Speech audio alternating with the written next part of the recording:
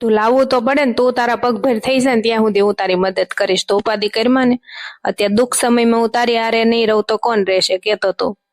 પણ તારે ઘર છે, તારે તારી વહુ છે, તારો છોકરો છે યાર, એનું ધ્યાન તારે રાખવાનું હોય ને. એ બધાયનું રખાશે, તારુંય રાખીશ. તો તારે તને એવું થતું હોય ને કે હું તારી ઉપર એહસાન કરું છું, તો જયારે તું પગભર થઈ જાય ને તારી પાસે આવી જાય ને બધું, ત્યારે તું મને આપી દેજે હો ને. કદાચ હું તારું એહસાન નહીં ચૂકવી શકું તો કાંઈ વાંધો નહીં, નો ચૂકવતી બકા. પણ મને બહુ જીવ બળે, તું આવું બધું લાઈવ કરતી નો નહીં હો. હવે આ વાયડો તેમાં હાલ તો હવે કઈ કામકાજ હોય તો મને ફોન કરજે, હું ઘરે જાઉં છું હો. હા કાંઈ વાંધો નહીં હો. ધ્યાન રાખજે તારું, અને મારું કઈ ટેન્શન ન લે તો મારે બધું બરોબર થઈ ગયું છે હવે. ઓલી આવે છે ને મેળા ઢીંગુન રાખવા, હા આવે છે ને, એની ઉપાધિ કરમાં તું જાવ ઘરે જા. અને સૂપ મેં બનાવ્યું છે, તારે ખાવું હોય તો ઓલો સોરી પીવું હોય તો લે સૂપ થોડુંક. ના બકા થેન્ક યુ, મારે નથી પીવું. હા તે કાંઈ વાંધો નહીં, જા તો ઘરે હાલ. જિંદગીમાં ક્યારેક ક્યારેક એવો સમય આવી જાય ને ત્યારે એમ થાય કે ના ના હવે આપણું કોઈ નથી, આપણો કોઈ સપોર્ટ નહીં કરે. પણ આ ભગવાને મને આ મારો ફ્રેન્ડ હતો જૂનો, અને એને મારો કેટલો સપોર્ટ કર્યો બિચારાએ. ભગવાન એનું સારું કરશે.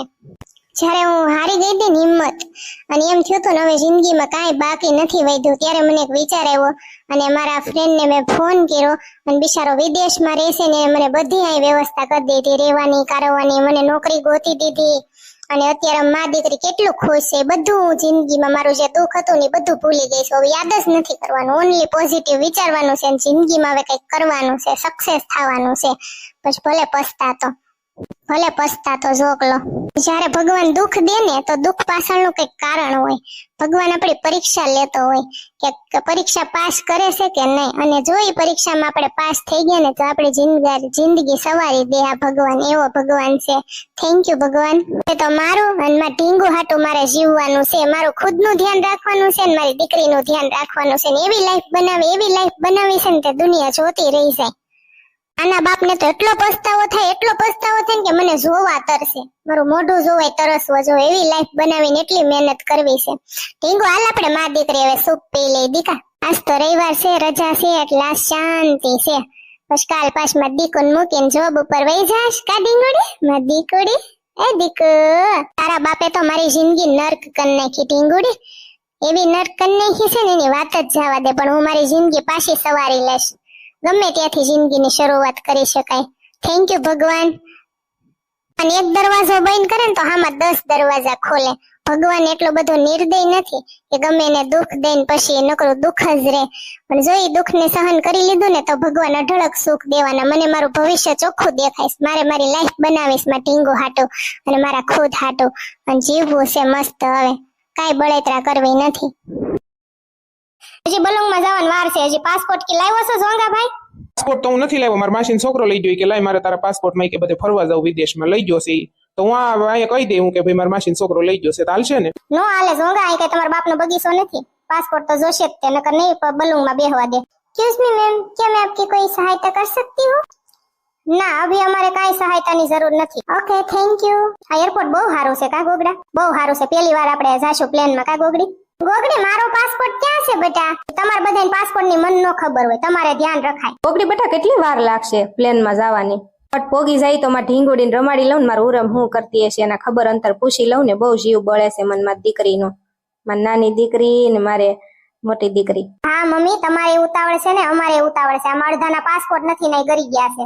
હવે એરપોર્ટમાં થાય બારા કાઢશે. અહીંયા કઈ થોડા ઝોંગા નાવવા દેશે વિદેશમાં.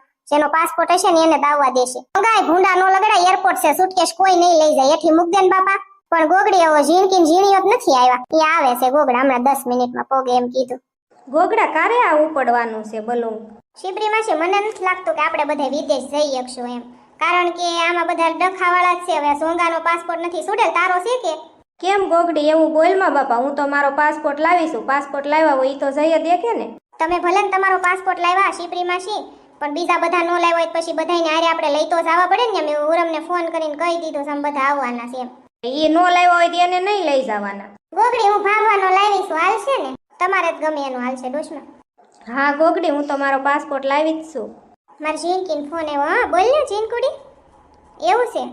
કેમ પંચર પડી ગયું? ઠીક અમે અહીં બેઠા છીએ, હજી ફ્લાઇટને જ વાર છે. હા હજી પાસપોર્ટમાં એમ કહેતા કંઈક સિક્કા મારશે, બધી બેકું ખોલીને જોશે. હા એ ભાઈ ખોળે નહીં પણ એ જોવે તો ખરો ને વજન ને એવું બધું કરે તો ખરા ને. હા એવું બધું કહેતા હતા ઇંગ્લિશમાં બોલે છે ભાઈ અહીંયા મને કાંઈ સમજાતું નથી તું અહીંયા આવીને તો મજા આવે. એ હા હા તો ઉતાવળ રખાય હારવાર ગુડાઈ ન જવાય તા મોડું કર્યું. એ હા નહીં અમે વયા જાય તું તારા ઘડીક બલુંવાળાને કહેશું ઘડીક ઊભું રાખો. શું કીધું ગોગડી જીનકુએ? એ જે ટેક્સીમાં આવતા હતા ને એને પંચર પડી ગયું છે કે 1 કલાકની વાર લાગશે. મેં તો અમે અહીં બેઠા છીએ અને હજી વાર છે. મેં તો જો બલુંગ વયું જાય ને તોય મેં કીધું ઊભું રાખશું ઘડીક મારી બેન આવે છે ઘડીક ઊભું રાખો. કોનો ફોન આવ્યો પાછો? મારા ભાઈબંધનો છે ભાઈ કે તું વિદેશમાં જાણતો કે મને વિડીયો કોલ કરશે ને મારે બધું જોવું છે. હા બોલ ને. હજી ભાઈ વિદેશમાં ગયો નથી આવીને ઠેઠો છું હજી. હા આ ઓલો યરમો શું કહેવાય ત્યાં ઊભો છું. હા બહાર જો કાચમાં બલુંગ દેખાય છે પણ અમારું હજી નથી આવ્યું. બીજા બધાના ઉડી ઉડીને જાય છે. હા અમારે જવાનું છે ને એમ કહેતા હતા કે તમારે અડધી કલાક પછી આવશે. આથી બલુંગમાં બેસીને તને કરવો વિડીયો કોલ. ગોગડી બટા એમાં એવું છે મારે વિદેશમાં આવવાનું હતું ને તે પછી છે ને મારે ઓલી યારે ડખા થઈ ગયા. તો મારી માસી બેન નહોતી એ આવી હતી ને એની હારી કે મારે આવવું છે કે તું જ્યારે હોય ત્યારે મન મૂકી મૂકીને હાલતી ને થઈ જાશો. પણ મેં કીધું ના ના હું જઈ આવું ને પછી મેં કીધું તું આવજે બહુ બાંધવાનું થઈ ગયું. પછી મેં ફોહ લાવીને તે માઇન માની ગઈ તો મેં મર આવીને રે હું તાર હાટું કંઈક લેતી આવીશ. તો એને 3-4 ઘાઘરા મગાવ્યા ગોગડી. પણ ત્યાં વિદેશમાં ઘાઘરા ન મળે. હું ભૂંડા લગાડો અહીંયા મળશે ગોગડી ક્યાંક ગોતશું આપણે. ન મળે તો શું કરવાનું કયો તમે? પછીમાં ન મળે ને તો ઓલા પટારામ પડ્યા છે ને તમારા જૂના એ આપી દેજો. ગોગડા હાલો ને પાસપોર્ટ તો દેખાડી દેવી આપણે બધા. પણ આ ઝોંગાની ઉપાધિ થાય. ઝોંગા ભાઈ કઈ થાય એમ છે પાસપોર્ટ નું? ગોગડા ભાઈ કાંઈ થાય એમ નથી. હવે બીજા કોકનો મગાવું શું કોકનો પડ્યો હોય ને તો આપે 2 દિવસીનો. પણ તો નો હાલે ઝોંગા ભાઈ તો ઘરે રહેવાય. તો ઘરે વૈયા જાવ તમારા વિદેશના લેખ નથી. ના ના હું કંઈક જુગાડ કરું છું. જો બધાને ફોન કરું છું ક્યાંક મને એમ થાય છે કે મેળ આવી જશે પાસપોર્ટનો. હું વિદેશ આવ્યા વિનાનો રહેવાનું નથી. છેલ્લે હું હેઠે ટીંગાઈ જાય વિમાન વાહે બલુંગની હેઠે. પણ હું આવવાનો જ છું ગમે ઈ થાય. બાકી તમારે મને લઈ જ જવો પડશે. પણ નથી જાવો. હાલો ને છોકરા એકલા ઘરેની ડોશી તમારી માં પાછી હાંસવે કે નો હાંસવે આપણે નથી જાવું. એવું ન કર સુડેલ હવે રેવા દે ને એટલું બધું મન છે ને તો કંઈક કરશું. હાલો ને એને મનાવશું ઓલાને. ક્યારે પાસપોર્ટ બતાવવાના શિબરી માસી? એ મને નો ખબર હોય બટા. एक्सक्यूज मी मैम 5 मिनट के बाद आप उस रूम में आइए और अपना पासपोर्ट दिखाइए ठीक है? ओके जितने लोग आए हैं उसके सबके पासपोर्ट है ना तैयार? हाँ बधाईना पासपोर्ट तैयार જ છે. Okay thank you.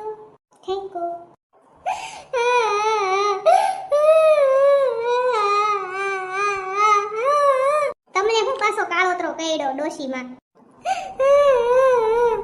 મને રેવા દે તું બોલાય પાવે. પણ મોંઘટામાંથી ફાટોને નથી હારા લાગતા. પહેલી વાર હું મારી જિંદગીમાં વિદેશમાં જાઉં છું. કોઈ દી મેં થોડું મારા બાપને પેટ પડીને કોઈ દી વિદેશ જોયું છે. મારા હરખના આવડા છે કે હું ઉડીશ ત્યારે હું કેવી લાગીશ.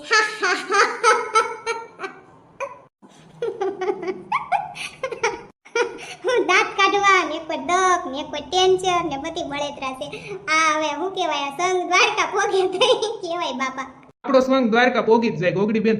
આપણે કોઈ દી કોઈનું ખરાબ નથી કર્યું. આપણે હારા માણા રહ્યા ને એટલે દ્વારકા તો પોગી જ જાય ઝોંગાભાઈ. પણ આપડા છે ને અત્યારે આપણા માણામ બધા એકથી એક નમૂના ભર્યા છે.